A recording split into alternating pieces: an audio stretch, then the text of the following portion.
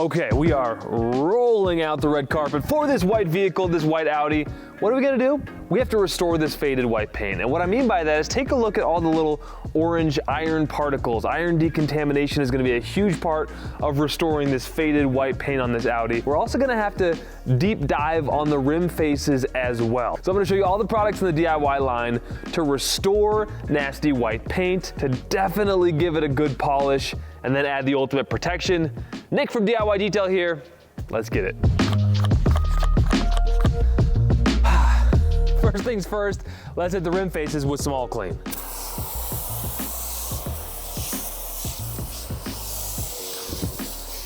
This is a higher pH product that's gonna be really great to pre-treat on your lower panels as well. Of course, those are closest to the road, so you can guess they get the dirtiest. I've got all clean diluted at about 15 to 1. It's possible I went a little glug here and added more product than I maybe normally would. What you're hearing is the panting, because to really get this thing going, you want to almost go to the point where it goes tss, where the air's being let out.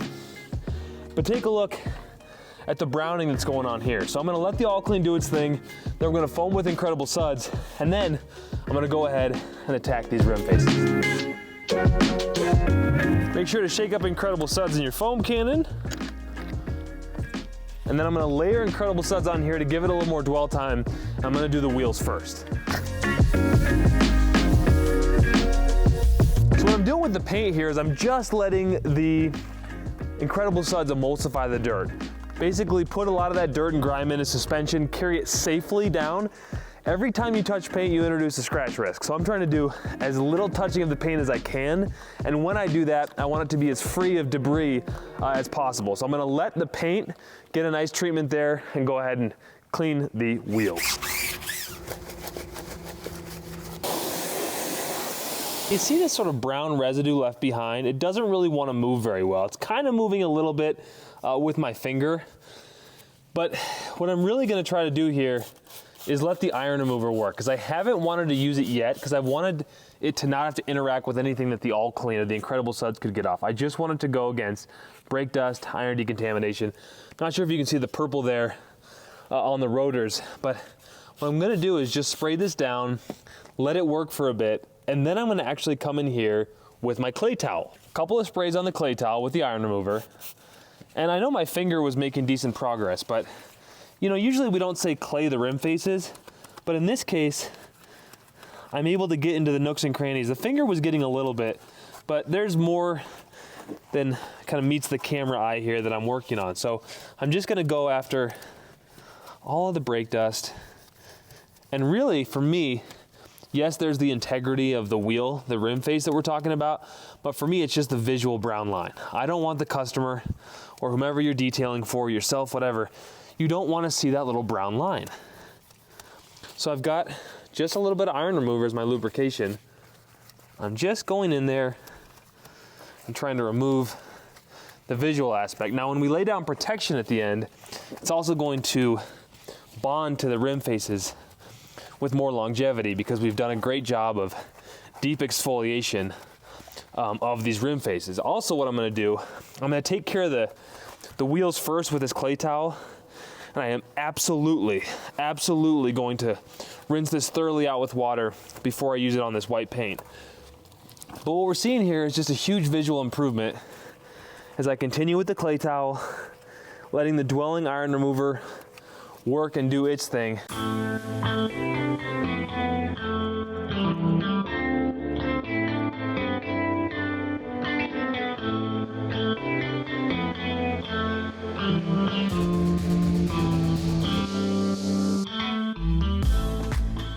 Try the old finger trick, huh?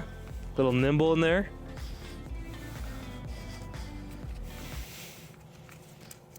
There it is. That's what I love about detailing, is you just have different variables in every job, and you find certain solutions that just meet the moment. Should I be rubbing my finger on this rim face? Leave it in the comments below. Am I ruining the surface? Am I a hack? Because to me, I'm meeting the moment, I'm seeing results, and that's what it's all about. By the way, if you haven't tried this new MJJC foam cannon, what I love about it, boom, boom. The quick connect, snap, whatever you call it on the top, makes my life so much easier in the moment. So for that reason and that reason alone, I'd say go get yourself one if you're on the fence about the MJJC. You gotta have suds spilling out of your bucket for the maximum incredible suds experience.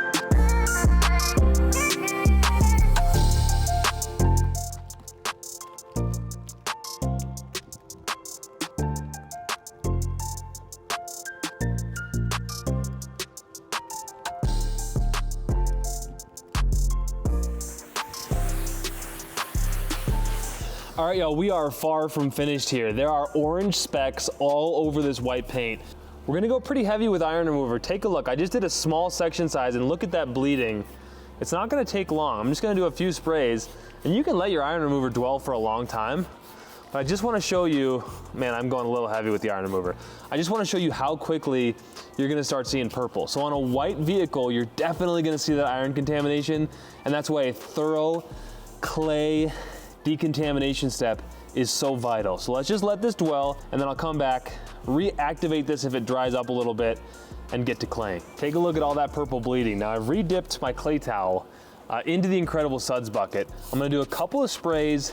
So the Incredible Suds is for extra lubrication, a couple of sprays of iron remover on the towel, and that's gonna help me work on these clay deposits, or iron deposits, but also nice lubrication from the Incredible Suds. And it's really making easy work of this. You want to use the chemical dwell time as long as you can, but you don't really want it to dry on you under a roasting sun. It's a nice early spring day today, so the sun is very mild. It's late afternoon, and that's why I did walk away as it was dwelling. But it's really remarkable. You'll be able to feel the deposits under your towel, and you'll be able to hear the scratching, and then you'll feel it smooth out and they'll go away. But the Incredible Suds is really nice just to have that lubrication on there, little cleaning power as well.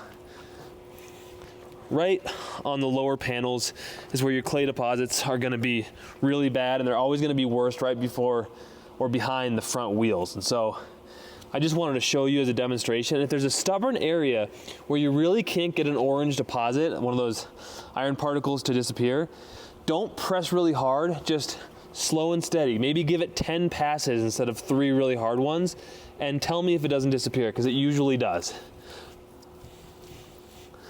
I'm just going until I don't hear it anymore, and then watch this.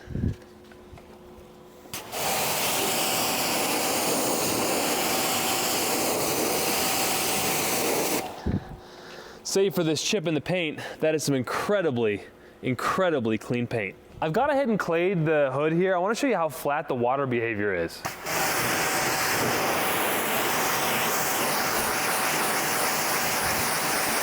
There's nothing there. So I don't know if this vehicle's ever been protected before, but here's what my next step is. Water spot remover. This is going to do a great job of restoring coating that you feel like is gone because the water beading has died. It's going to neutralize the mineral deposits in the paint, and it'll really free up the pores of your clear coat to either show you what protection is left, or it will at least clear all mineral deposits from the paint before you polish. So if I really want to dial this paint in and not drive mineral deposits into the paint, I'm going to use our water spot remover before polishing. Now in the past, what I've done is I just spray it on and I rinse it off, but we're going to be really thorough today because we want to apply this to every surface. So I'm actually using the water spot remover on my wash sponge. So I'm using this to spread it around. That way I'm agitating it into the paint and I'm giving it a great chance to do what it needs to do, to break down the minerals and to get the windshield as well. I'm just gonna hit the entire car with water spot remover to give it a chance to dwell, agitate it, and then we'll see if there's any beading. Not that it matters because we're gonna add protection, but I'm genuinely curious what it's gonna look like in just a second.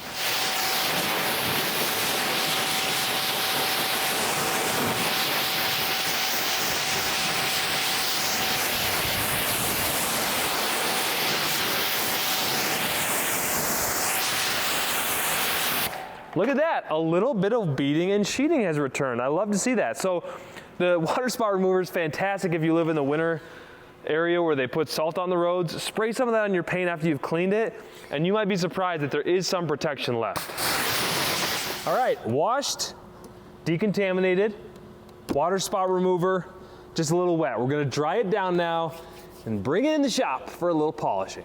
All right guys, time to polish. Now what's awesome about white paint is you really can't do this wrong. Least aggressive, let's think about it this way. I'm going for shiny scratches, right? This is a way you could shave off any kind of oxidation if you're dealing with an old vehicle, or in the case of this, just shave off some of those car wash swirls. This actually is a panel that I've done already. I've done it with the Rupes and the yellow pad, including the yellow standard polish. Let me show you a little bit of a before and after. It's obviously not perfect where I have polished, but take a look at what it's next to. When you look at all the swirls and then you pan the camera over and realize what you can accomplish with one pad and one polish, just being very patient on the paint, it's pretty amazing. So I'm gonna show you a little bit of this polishing process, which you can do so easily. There's also a video above explaining it, Ivan and myself together, explaining how the gold standard polish works. While the pad is still spinning, one spray on this pad. Do it firmly, and you're gonna get thousands of tiny little droplets around there. You may say, well, Nick, you kind of missed a few spots. Maybe I did, but let me start working this into the paint, and what you're gonna see is how long the working time is and just how well it spreads if you give it a few seconds.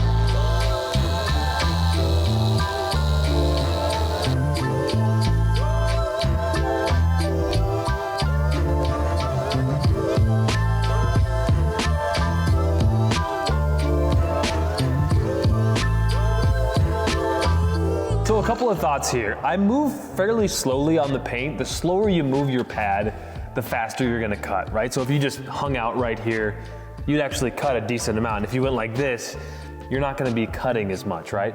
So I'm trying to cut and polish at the same time. Obviously the gold standard is great for that. And when I say that you can't mess up white paint, I just mean that if you have any technique issues, if you're a beginner, it's not going to be as visible to the naked eye, whereas black kind of shows everything.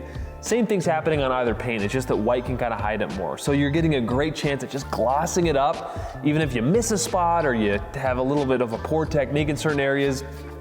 And if you're using like a dual action sander like Ivan teaches sometimes, you just don't even have to worry about pad rotation. You're just going over the paint, doing your section pass 2 by 2, about shoulder width and then that height, and just stay in that area, work it a couple times, up, down, left, right, and then wipe it off.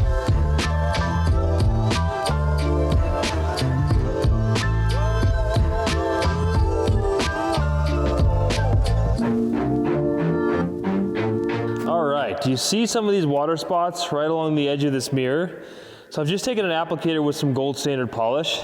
This is what you want to do. If you really want to get rid of water spots in the corner, if you don't have a little mini polisher, just about the best way to do it is by hand. And just essentially, you're just gonna rub your applicator into those corners and make sure that you've got all the little water spots. And you can do that until you get the result you want.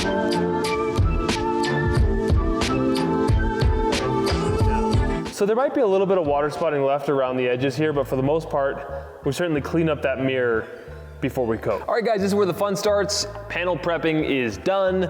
I am ready to ceramic coat this vehicle.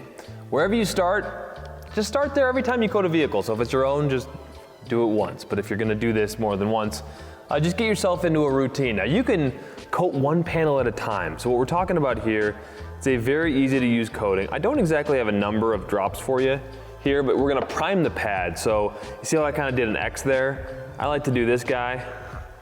Do what you like, do what works for you. But essentially we're just gonna go over the whole panel. I like to sort of box the corners. And there's so many techniques out there. I like to box the corners and then make sure I can see what I'm working with. And I'm just gonna go ahead and do this. Go ahead and do that. You don't need a lot of light for applying a coating, honestly. I kind of prefer low light. I've got a little light coming just this direction for me. Okay, I can still see the film of the coating. There we go, still laying on. Yeah, still going. I may just put a few more drops here.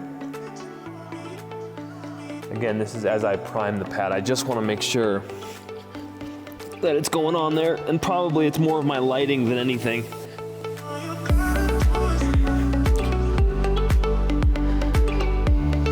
Okay. So by the time I've done the complete panel, you're gonna see the coating visually change a little bit, and I've got a short nap pearl weave here, and we wouldn't be DIY detail if our coatings were hard to install. So this is just gonna go on very nicely. Make sure you get every surface. And if for some reason you don't see the coating totally level, you just flip to a dry side, and it's fast movements if you want to, but no pressure. So I'm just, no pressure on the towel, fast circles, or not fast, whatever you want to do. But that's my technique here.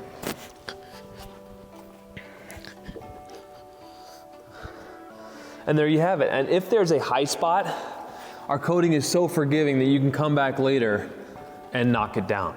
So I'm gonna go ahead and do the whole vehicle. I'll show you at the end what it looks like.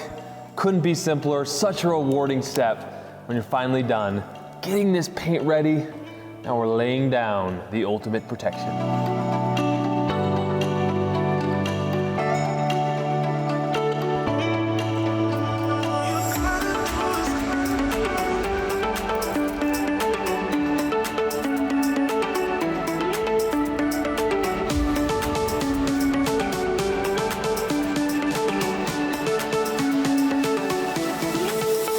So there you go, guys, the benefits of a ceramic coating without the stress after a long paint correction process of, oh no, I have to do this coating now.